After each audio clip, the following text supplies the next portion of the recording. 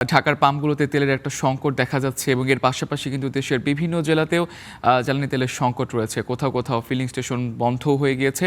অনেকে ভিড় করছেন খোলা বাজারের দোকানগুলোতেও, সেখানেও লম্বা লাইন, চরম ভোগান্তিতে যানবাহন চালকরা। মোটরসাইকেল চালক শেখ সোহাগ। মেলা কষ্ট হয়েছে কালকে রাত্রে, গাড়ি ঠেলে নিয়ে গেছে বাসায়, ঠেলে নিয়ে যাইয়ে বাসায় গাড়ি রাখে সাইকেল নিয়ে এই ট্যাঙ্কি ঘুরে নিয়ে আই।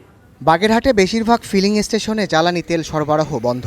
সকাল থেকে ঘুরে 23টি পাম্পের মধ্যে মাত্র 5টি ফিলিং স্টেশন খোলা পাওয়া যায়। সেগুলোতেও ছিল দীর্ঘ সারি। কয়েক ঘন্টা অপেক্ষার পর মোটরসাইকেল চালকদের মিলছে মাত্র 200 টাকার জ্বালানি। এখন আমার 3 বিঘা জমি নষ্ট হয়ে যাচ্ছে এই তেল বেগরে। এখন যদি দুয়াকে না দিতে পারে আমার জমিটা নষ্ট হয়ে যাবে। অপেক্ষা করার পর সিরিয়াল মেনটেন করে শেষ পর্যন্ত 200 টাকা তেল পেয়েছি। পটে নিয়ে আসছে, তাদেরকে দিচ্ছে।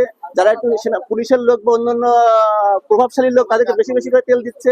আর আমরা যারা আছি নিরীহ মানুষ, আমাদের 2 লিটার 200 টাকা করে তেল দিয়ে ছেড়ে দিচ্ছে। খুলনায় অতিরিক্ত চাহিদা মেটাতে হিমশিম ফিলিং স্টেশনের মালিকরা। অল্প সময় তেল ফুরিয়ে যাওয়ায় বেশিরভাগ সময় বন্ধ থাকছে ফিলিং স্টেশন। অভিযোগ, দাম বেড়ে যাওয়ার শঙ্কায় অনেকেই তেল সঞ্চয় করছেন, এতে সংকট বেড়েছে। তেল লাগবে আমার, এই কারণে আমি সিরিয়াল দিছি। সিরিয়াল দিয়ে পর্যাপ্ত তেল পাইতেছি।